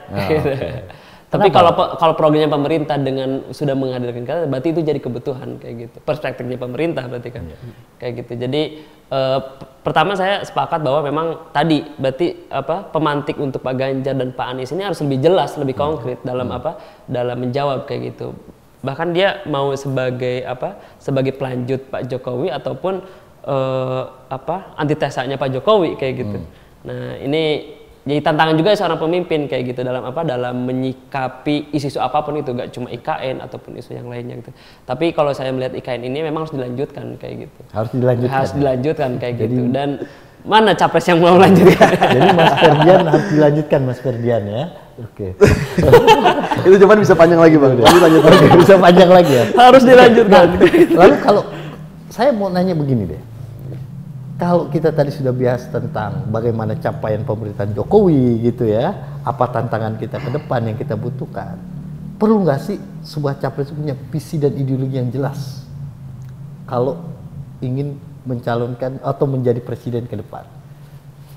Mas Camat, sebagai analis politik nih gimana nih? Kalau ideologi dan kalau itu kan perlu visi seperti apa sih? Ideologi kan sama, mungkin ideologinya Pancasila. Iya, oke. Lulus nih bangsanya. Lulus tes ya. Kalau soal visi, Tes program, masuk KPK. bener. Program ya itu yang belum terlihat ya. Belum terlihat seperti apa capaian atau rencana-rencana yang disampaikan para capres, karena mungkin masih bakal capres kali ya. Jadi karena masih panjang bakal capres, yang penting fokus dulu bisa berlayar atau enggak kan itu kan. Karena untuk mendapatkan kursi bisa berlayar kan berat di Indonesia. Beda Tapi dengan Amerika. Kira-kira Itu 20%. andaikan lah ya capresnya, sebagai seorang pengamat, visi seperti apa yang dibutuhkan oleh pemimpin ke depan, presiden ke depan? Kalau kita Anggap aja sebagai capres. kalau kita kan ikuti kaidah usul fikih. Nah, gimana itu? Fix kepilih ini. Melanjutkan tradisi yang baik dan mencari hal-hal baru yang lebih baik kan gitu. Usul fikih normatif ini. Ini kayaknya mengarahnya ke PKB ini. Jadi ada continuity, ada perubahan. Kadang-kadang begitu. Ada keberlanjutan, karena nggak mungkin yang semua yang sudah ditinggalkan Pak Jokowi, legasi dia ditinggalkan semua kan juga nggak mungkin itu kan. Dan saya yakin siapapun capresnya pasti akan melanjutkan itu kan. Itu udah pasti nggak mungkin kan. Nah, karena untuk tempo 5 tahun mengubah atau tidak melanjutkan itu resikonya terlalu besar. Karena untuk mencapai ekonomi, saya yakin semua capres ke depan fokus ekonomi, fokus pertumbuhan ekonomi. Kalau Pak Jokowi ada fokus infrastruktur, kedepannya adalah fokus ekonomi. Karena masyarakat tidak mungkin sudah fokus infrastruktur kan jangka panjang. Tapi dalam waktu cepat mesti harus fokus ekonomi, saya kira. Bagaimana menjaga pertumbuhan ekonomi yang tinggi dan sebagainya. Karena kalau tidak, generasi saya sudah tua, tapi nggak kaya-kaya Pak, tutup lubang. Dan itu bisa bahaya. Bahaya. Karena itu ya ibaratnya ini kan terhadap generasi selanjutnya. Itu pasti akan fokus ekonomi menurut saya. Pertama fokus ekonomi, yang kedua fokus SDM. Karena kan nggak mungkin juga kita fokus senjata, nggak mungkin juga ya. Karena untuk membangun senjata pasti SDM-nya juga harus bagus dan sebagainya, apalagi di tengah. Jadi menurut saya hampir semua capres akan fokus tadi ekonomi, kemudian SDM, lalu berikutnya adalah tentang bagaimana akses ya. Akses sebenarnya yang di kita ini kan ekosistem ekonomi yang bagaimana bisa diakses semua orang, kan itu yang penting ya bagi masyarakat kita.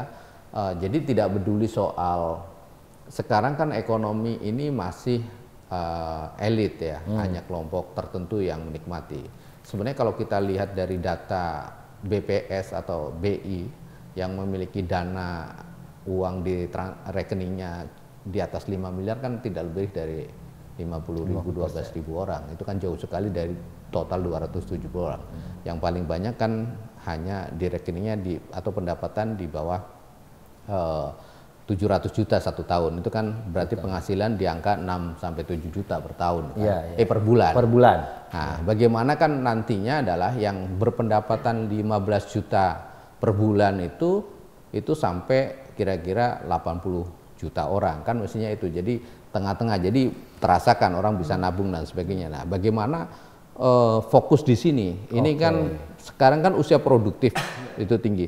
Kalau usia produktif penghasilannya hanya 6 bulan, satu bulannya 6 juta, itu nggak jadi apa-apa. Dia nanti sudah umur 60 tahun, udah nggak produktif, dia akan beban bagi generasi berikutnya.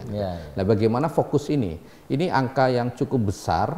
Nah, bagaimana ya satu-satunya ekonomi kan, fokus ekonomi. Nah, apalagi Pak Jokowi kan sudah membangun infrastruktur, tinggal bagaimana mendapatkan manfaat dari infrastruktur itu kan, ekonomi. Nah, ini bagaimana para capres membuat solusi untuk menaikkan pertumbuhan ekonomi yang cepat menurut saya.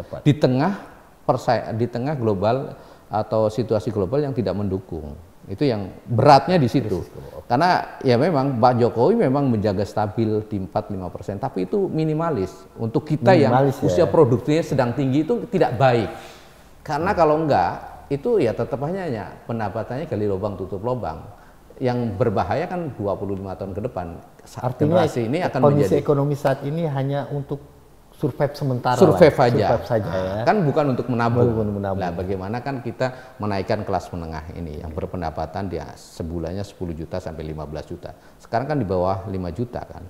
Itu yang menjadi beban dan itu tidak baik. Makanya selalu ada program-program BLT, bantuan langsung tunai dan sebagainya. Kan mestinya bukan BLT lagi, tapi mungkin program-program yang sudah pada peningkatan upskill, kemudian akses dan sebagainya. Jadi bukan lagi BLT kelasnya. Kalau BLT kan ya masih nggak bergerak dari 10 tahun yang lalu dan di era 2005, 2007 dan tidak ada sebagainya. peningkatan ya Iya. produktivitas. Jadi mestinya kita bukan kelasnya penerima BLT lagi, ya kan? Iya. Sudah naik pada level yang lebih skill yang lain. Mestinya itu bantuan-bantuannya. Mestinya itu karena kalau tidak Dan itu terkait dengan SDM yang tadi Pak SDM. Simon. Nah, mungkin dari SDM. Jadi saya kira semua capres akan fokus itu. Karena kan Pak Jokowi sudah mempunyai legasi soal infrastruktur.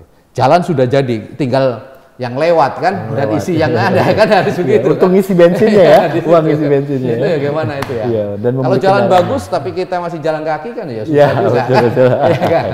Betul. Nah, itu yang menjadi poin. Poin ya. Iya. Jadi fokus calon pemimpin ke depan ya. Visi yang harus menjadi fokusnya itu ekonomi dan SDM itu ya. Iya. Mas Abbas gimana melihatnya? Apa visi yang dibutuhkan untuk calon presiden ke depan ini? Iya, saya sepakat memang seorang pemimpin Indonesia ini visi yang paling mendasar adalah memahami karakter bangsa itu sendiri. Karakter bangsa karakter ya. bangsa juga karakter daripada individu yang ada di Indonesia kayak gitu. Jadi ya sepakat dengan bagaimana dia memetakan isu ekonomi, mana tempat yang memang fokus ekonomi kayak gitu. Pemerataan pendidikan belum clear kayak gitu. Di sini seorang pemimpin harus hadir di sana. Dalam dalam persoalan hukum kayak gitu. Pemimpin ya harus hadir juga di sana sebagai sebagai pimpinan tertinggi gitu di suatu negara. Jadi dengan memahami karakter bangsa ini karena apalagi kalau misalkan capres, apalagi pemilu, ini kan resistennya akan muncul kayak gitu. Mulai dari identitas, agama, ras, ini akan muncul kembali kayak gitu. Nah, bagaimana seorang capres ini memiliki visi juga, bukan hanya menjalankan program yang akan datang, tapi memahami karakter karakter bangsa untuk menyikapi persoalan politik dan pemilu kayak gitu. Sehingga apa yang dia bawa, apa yang dia ingin kampanyekan ini akan lebih soft dan lebih aman penerimaannya kayak gitu. Karena jangan sampai dia ini PR juga, gak cuma dia gagasan secara kenegaraan, tapi dia juga punya gagasan bertanggung jawab untuk menjaga keamanan dan keharmonisan kayak gitu. Kalau saya sih ada tambahan poin di poin itu dalam dalam seorang pemimpin yang yang dibutuhkan oleh bangsa saat ini kayak gitu. Poin dalam visi ataupun misinya kayak itu gagasannya. Itu sih kalau menurut saya. Kenapa? Karena ya kita gak mau mengulang persoalan kembali kayak gitu di pemilu-pemilu yang akan datang, bahkan sampai jatuhnya korban jiwa gitu. Nah, ini satu catatan penting seorang pemimpin, gak cuma bagaimana dia menyampaikan terkait ekonomi kayak gitu, bonus demografi, masalah tapi hukum, juga tapi soal ada masa depan dan pertahanan. Nah, masa depan dan keamanan dan berbangsa bernegara ini berbangsa gitu. Dalam dalam memantik simpatik ataupun menarik perhatian kayak gitu. Karena kita udah capek lah persoalan. Kalau misalkan mau ada gagasan kayak gitu. Tapi gagasan yang berkebangsaan sehingga masyarakat bisa nerima tanpa perlu effort untuk untuk membangun isu agama kembali kayak gitu, isu ras kembali kayak gitu. Nah, ini sebenarnya yang jadi catatan paling penting juga. Politik identitas. Nah, itu khususnya dalam figur dan sosok pemimpin. Kalau menurut saya sih, Bang. Mas Abbas ini kemarin terakhir itu saya ingat waktu deklarasi Anies dan Muhaimin itu ketum Nasdem itu kan berpidato mengatakan selamat tinggal cebong dan kampret gitu.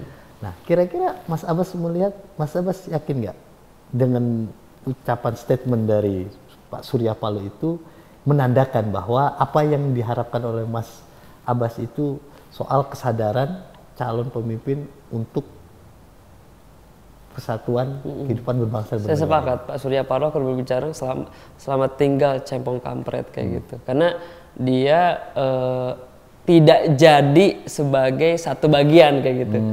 Kalau kemarin kan dia tim ini kan sebagai sebagai pihak yang membawa perubahan kayak gitu. Tapi dengan hadirnya Caimin dengan deklarasi tersebut gak jadi rubah nih. Tetap dari unsur pemerintah sebenarnya. Jadi kalau misalnya yang tadinya mau kontra pemerintah jadi adanya hadir cebong kampret gak jadi karena dia ada di pemerintah juga. Kalau saya melihatnya begitu gitu. Jadi wajar sekali ketika Pak Surya Paloh mengatakan bahwa selamat tinggal cebong kampret. Kenapa? Karena dia balik lagi ke pemerintah. Oh gitu, karena balik ke pemerintah ya. Oke. Dengan hadirnya Mas Ferdian, Caimin. gimana Mas Ferdian, menurut Mas Ferdian itu visi seperti apa sih yang dibutuhkan oleh oleh presiden mendatang itu? Ya, justru kalau saya nggak mau menjawab hal tersebut, justru saya pengen mengajak seluruh capres, seluruh elit dan think tank yang mendukung capres untuk mewujudkan meaningful participation gitu bang. Right to be heard, right to be explained, right to be considered.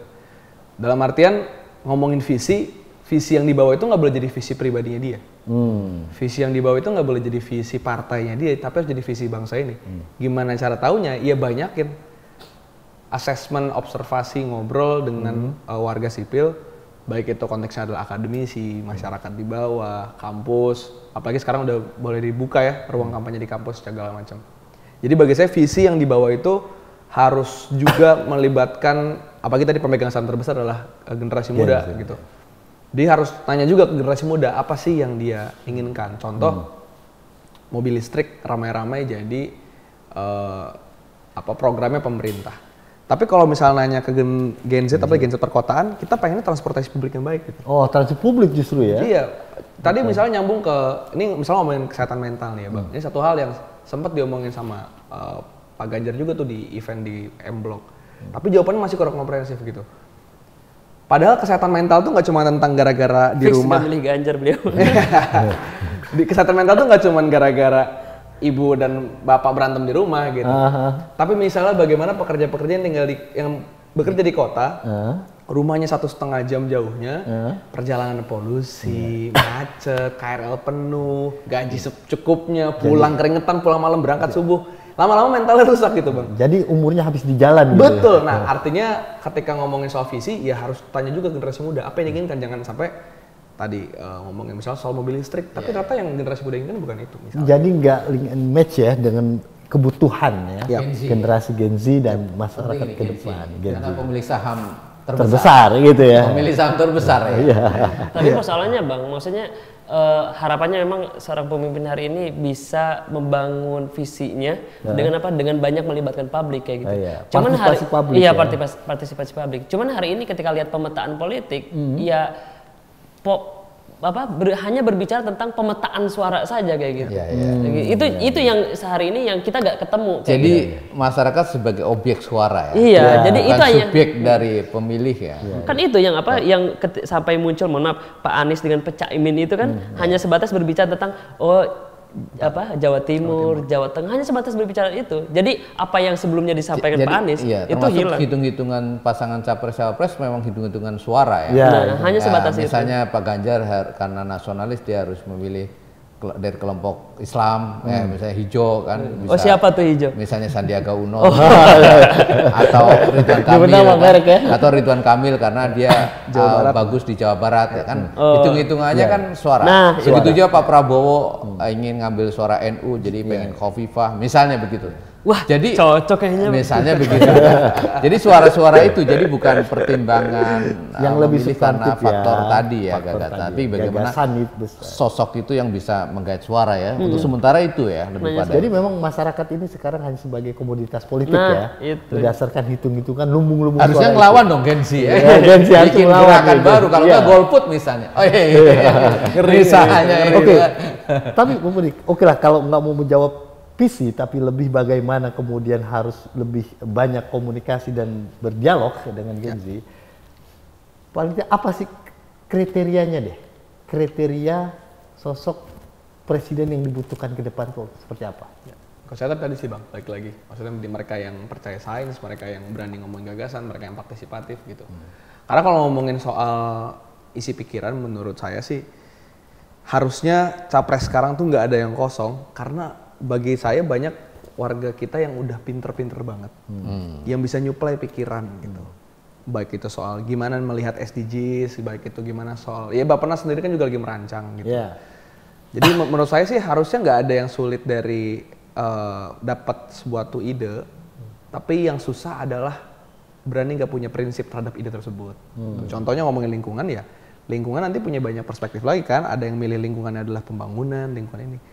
Ya jadi harus punya prinsip, dan bagi saya sih saya belum pernah dengar per detik ini ya, gagasan soal sesuatu yang dibarengi dengan prinsip tertentu gitu. Tadi misalnya soal lingkungan adalah paling dekat. Mas Abbas, apa kalau kayak gitu apa sih kriteria yang dibutuhkan itu kalau untuk presiden kita ke depan? Iya, kalau saya ngomongin prinsip, sepakat Pak Jokowi hari ini yang punya prinsip kayak gitu. dalam kebijakan kayak gitu. Karena dia berprinsip walaupun ya banyak pro kontra, tapi dia prinsip IKN jadi, infrastruktur terus jalan kayak gitu. Tuh, Pak Jokowi punya prinsip. Jadi sudah terjawab nih, Jo. Jadi lanjutkan ini. Tapi ini perubahan gitu ya. Gimana Mas Firdian itu? Iya. Bener sih ya. Ya sama jadinya. Ya sebenarnya kalau gitu saya revisi kalimatnya. Saya revisi kalimatnya. Prinsip yang kemudian melibatkan kedaulatan masyarakat di dalamnya. Contoh Pak Harto juga dulu punya prinsip. Kestabilan untuk pembangunan gitu-gitu. Itu kan juga sebenarnya prinsip dan kita respect dia berani nembak orang-orang yang mengganggu. Cuman ya ternyata nggak cukup cuma sekedar prinsip. Jadi prinsip yang dimaksud apa? Sebenarnya kalau balik lagi sebenarnya kalau ngomongin tadi ideologi, prinsip Pancasila sebenarnya udah mengatur semuanya ya, berkeadilan, kesetaraan. Cuman memang kesejahteraan. Iya, cuma memang bagi saya hari ini Pancasila nggak lebih dari sekedar ADRT dalam tiap partai sih ya. Bahkan kayak PKS, HTI mungkin dulu tuh juga ada kata Pancasila mungkin di dalam ADRT-nya. PKS juga iya kan. Benar, maksudnya sering dianggap PKS radikal, tapi toh sebenarnya Pancasila juga gitu. Jadi harusnya prinsipnya dibarengi dengan prinsip sebetul-betulnya gimana sih Pancasila bisa dijalankan gitu sih Bang. Mas Camat, itu gimana kriteria menurut Mas Camat kalau kayak gitu? Udahlah, kriterianya apa sih sebenarnya yang dibutuhkan kriterianya gitu? Buat presiden kita gitu. Kriteria ya. Kalau kita ngikuti Nabi Muhammad kan Sidik Amanah Faton. Clear udah. Ya kan? Itu kan ada di Indonesia. Oke, kalau kayak gitu kira-kira. Kalau kriteria. Tapi kan itu klis sekali kan. Itu. Tapi saya kira soal kriteria sebenarnya kalau kita lihat ya belum ada yang clear ya, menjelaskan atau memberikan harapan yang besar bagi kita. Ini kan masih para capres kan masih bakal capres ya. Lebih kita ya kriteria hanya melihat apa yang sudah dilakukan sebelumnya saat di kepala daerah maupun saat menteri baru itu kan. Tapi kalau visi misi memang saya lihat belum ada kan, capres-capres baik Pak Anies, Pak Ganjar, Pak Prabowo kan belum ada. Saya lihat saat debat di Apexi belum kelihatan juga kan, bahkan ya belum nampak lah. Saya nggak tahu mungkin tim sesnya atau think tanknya belum membuat platform kan. Ya setidaknya menurut harapan Mas Camat sebagai analis politik, siapa di antara 3 capres ini yang memenuhi kriteria itu? Kalau kita melanjutkan kan ini secara demokrasi ya, saya mungkin lahir di generasi yang mu'alaf demokrasi karena kita mu'alaf demografi ya istilahnya. Demokrasi kan karena kita 97, 96 ya. itu kan, jadi kita masih mengalami di era Pak Harto, di era yang saat itu kebebasan agak terbatas, baca buku aja masih terbatas. Ada buku-buku yang larang, mungkin buku-buku yang di sini ada yang beberapa yang dilarang misalnya begitu kan. Nah, itu. Tapi mungkin teman-teman ini generasi yang reformasi dan sudah mukalaf, sudah dewasa demokrasi. Nah, yang berikutnya adalah bagaimana sebenarnya institusi-institusi demokrasi itu jalan. Misalnya artinya presiden ke depan adalah sadar betul, dan saya yakin mungkin Pak Anies, Pak Ganjar dan Pak Prabowo dengan yang mungkin di era sebelumnya dan era reformasi, dia harus banyak belajar bahwa dunia sudah berubah, masyarakat sudah berubah. Yang khawatir adalah kalau misalnya pemimpin tidak tahu perubahan pada pemilihnya, pada konstituennya atau pada warganya. Yang penting adalah ini demokrasi yang sudah bagus terus berjalan, bagaimana ada unsur penguatan. Penguatan itu bukan pada demokrasi. Tentu dalam mengambil kebijakan juga harus ada penguatan partisipasi masyarakat dan sebagainya. Memang betul bahwa kita butuh investasi, tapi bagaimana investasi itu juga bukan menggusur masyarakat seperti yang saat ini di Batam misalnya kan, Pulau Rempang. Betul dia butuh investasi, kan di situ udah ada warga yang sudah bertahun-tahun hidup, bertahun-tahun ada dan sebagainya, kan dan harus ada mengakar solusi. dengan lingkungannya ya. Mestinya budayanya. kalau paham demokrasi, mestinya kan ada unsur partisipasi, diajak ngobrol, kemudian kalau dievaluasi, pasti warga juga mau kalau Artinya dievaluasi. tidak cukup investasi dalam artian ekonomi, tapi juga harus ada investasi budaya di situ. Ya, artinya mestinya seorang pemimpin paham apa demokrasi itu. Nah, kadang-kadang kan demokrasi sebagai slogan, mestinya kan ada partisipasi. Kalau dia setuju dengan demokrasi, artinya semua policy kebijakan itu demokrasi. Harus melibatkan partisipasi publik. Mestinya ya. itu, Mestinya ada itu. Jadi harusnya melanjutkan itu, karena kita sudah 25 tahun reformasi ya, sudah berjalan, harus dinaikkan levelnya kan. Level bukan hanya demokrasi kebebasan saja, tapi juga pada value, pada nilai-nilai dan yang lebih substantif ya. Substantif. Itu yang poinnya tidak hanya sih. prosedur. Oke. Mas Abbas, apa dari 3 capres ini mana yang paling memenuhi kriteria dari yang Mas Abbas harapkan? Ditunggu-tunggu banget ini. Saya tadi sepakat, memang seorang pemimpin harus punya prinsip kayak gitu. Kalau saya lihat misal kan memang dari 3 calon ini yang tadinya akan jadi kontraknya pemerintah itu kan Pak Anies kayak gitu. Kalau saya lihat, cuman dengan adanya ya Gus Imin di sana, ini malah jadi bias kayak gitu. Malah jadi bias, wajar ketika banyak pengamat yang menyampaikan bahwa ini gagasan kosong kayak gitu. Perubahan digabungkan dengan pragmatisme kayak gitu, partai kayak gitu, sehingga jadi bias kayak gitu. Makanya di sini saya nggak nemu prinsipnya kayak gitu. Nah, kalau misalkan saya lihat berarti kan ini ada 2 calon yang akan konsisten akan melanjutkan program kayak gitu, program pemerintah Pak Ganjar dengan Pak Prabowo. Cuman kalau saya lihat yang secara terang-terangan dan secara terbuka itu hanya Pak Prabowo kayak gitu. Kalau saya lihat kayak gitu, karena Pak Prabowo yang menyampaikan saya tegak lurus dengan program yang akan dijalankan oleh pemerintahan kayak. Jadi kalau misalnya ngomongin prinsip, saya lihat Pak Prabowo yang punya prinsip kayak gitu. Prabowo yang punya kriteria itu ya. Iya, kalau saya lihat kayak gitu kan berbicara tentang. Makanya itu yang saya lihat, saya butuhkan bahwa Pak Ganjar juga harus punya prinsip kayak gitu dalam menyikapi persoalan apapun, juga Pak Anies kayak gitu. Makanya tadi saya sangat disayangkan kayak gitu Pak Anies ini yang tadinya akan membawa gagasan tapi dipatahkan dengan skema ataupun percaturan politik secara internal. Jadi bukan Pak Anies kayak gitu, tapi ya partainya kayak gitu. Kalau saya lihat, sehingga prinsipnya itu hilang kalau menurut saya kayak gitu. Demikian. Mas Faridin gimana? Ya kalau dari saya pribadi, siapa di antara 3 capres ini? Kalau itu kan tadi bilang Mas Abbas bilang Prabowo. Gitu kan? Simpulannya itu dong. simpulannya gitu ya. Kalau Mas siapa? Dan 3 capres ini yang mulai kriteria minimal menurut Mas, kriteria yang Mas harapkan lah. Kalau saya justru belum ada Bang kalau per detik ini. Belum ada ya? Bahkan terlalu tergesa-gesa. Kalau misalnya kita mengatakan Anies ini akan menjadi bagian oposisi, dari pun Prabowo tegak lurus, situasi bisa berubah. Bisa berubah ya. Ya sampai kemudian ditetapkan KPU ya semua bisa berubah gitu. Saya malah ya ambil contoh, misalnya kemarin ada acara ASEAN Summit gitu Bang. Itu saya ikut terlibat di dalam ASEAN Summit itu.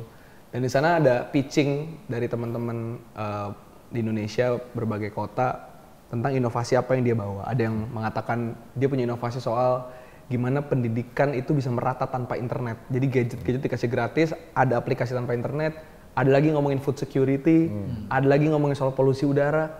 Justru ternyata generasi muda lebih banyak punya gagasan yang konkret dibanding 3 capres hari ini. Makanya kalau ngomongin siapa yang layak memenuhi kriteria, ya belum ada. Makanya saya menantang ketiga capres ataupun kalau nambah juga ntar boleh gitu ya.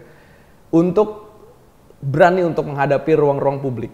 Yang dia tahu di ruang publik itu memang bukan tujuannya gimmick ataupun bagi-bagi kaos gitu ya. Tapi memang tujuannya berdebat. Makanya berbagai undangan kampanye di kampus atau debat di kampus pun di ruang-ruang kayak kafe segala macam, saya rasa harus diperbanyak. Harus disambut. Harus disambut juga gitu sih. Ya, Bang. Demokrasi. Cuman ini jadi catatan juga Bang kayak gitu. Jadi kalau ngomongin terkait dengan pentingnya politik,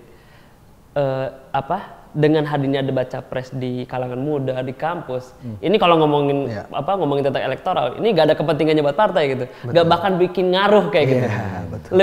Nih makanya ini jeleknya di politik kita. Jadi bahasanya kalau misalkan gue punya uang gitu, mending gue bawa ke kampung, ke daerah, kumpulin masanya jelas kayak faktanya gitu. Daripada kampus. Kampus, karena kampus ini suaranya gak jelas kayak gitu. Suaranya juga jelas. Makanya mohon maaf nih buat mahasiswa itu, walaupun saya juga. Jadi kok sebenarnya ketika mahasiswa menolak, wah gak boleh kampanye di kampus, capres juga gak mau capek-capek, tapi suaranya gak bakal dapat kayak gitu. Ngajaknya lama, belum tentu dapat juga ya. Nah itu. Artinya capres pun realistis dan lebih berhitung lah ya. Kayak gitu. Jadi. Oke.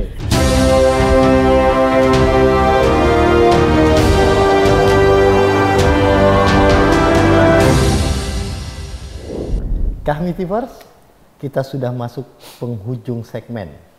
Nah, di penghujung ini saya ingin meminta closing statement dari para masing-masing narasumber. Ke Mas Abbas, gimana sebagai senior? Kirain bakal pindah. Senior mantan presiden. Senior mantan presiden. Saya ucapkan terima kasih sebelumnya atas kesempatan dan salam hormat juga untuk kita bisa menyampaikan curah pendapat rembuk dalam menyikapi persoalan pemilu kayak gitu. Apalagi di tahun politik 2024 akan memilih capres, caleg, dan bahkan pilkada kayak gitu, memilih kepala daerah. Ini jadi tantangan besar untuk kita sebagai masyarakat. Jadi saya berharap betul memang seorang pemimpin ini paling pentingnya adalah seorang pemimpin yang memiliki prinsip kayak gitu. Kenapa? Karena ini akan berpengaruh pada kebijakan-kebijakan ataupun pada langkah-langkah politiknya yang akan diambil ke depan kayak gitu. Saya tidak berharap bahwa seorang pemimpin ini mencela-mencela, tidak punya prinsip, apalagi tergantung ketum partai kayak gitu. Kayak gitu. Jadi saya tidak mau seorang pemimpin ini harus hadir di masyarakat seorang pemimpin negara kayak gitu, atau seorang pemimpin yang akan mengakomodir masyarakatnya gitu. Tapi di selain juga saya ingin menekankan bahwa di pemilu ini ada beban moral yang harus dipikul seorang pemimpin sebagai peserta pemilu, baik itu partai politik sampai dengan si calon-calonnya. Moral apa? Yaitu menjaga keutuhan negara kesatuan Republik Indonesia gitu. Karena ini negara yang sudah utuh yang dibangun oleh para founding father, jangan sampai tercerai-berai, ribut, bahkan sampai jatuh korban jiwa karena persoalan pemilu. Kayak gitu. Karena persoalan pilpres, pileg. Nah ini saya nggak mau kayak gitu. Karena ini jadi jadi tanggung jawab untuk kita. Bahkan kita selaku aktivis di organisasi politik kayak gitu, untuk apa? Untuk mengkampanyekan ataupun mengedukasi masyarakat, bahkan peserta pemilu sekalipun. Itu mungkin harapan dari saya. Oke.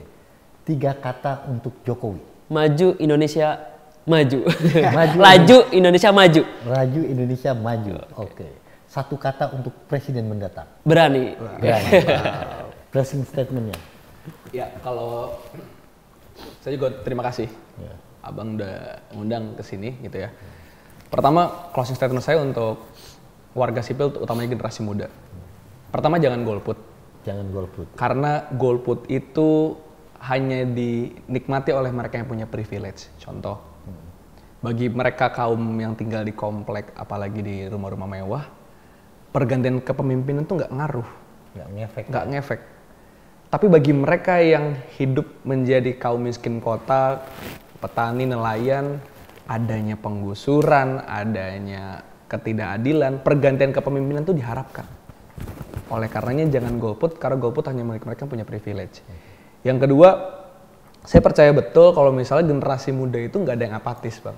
Contoh, ketika waktu itu sempat tuh Kominfo nutup berbagai aplikasi sehingga gamer, programmer tuh terpengaruh. Itu kan mereka-mereka yang marah, mereka-mereka yang nggak pernah bicara soal politik, gitu.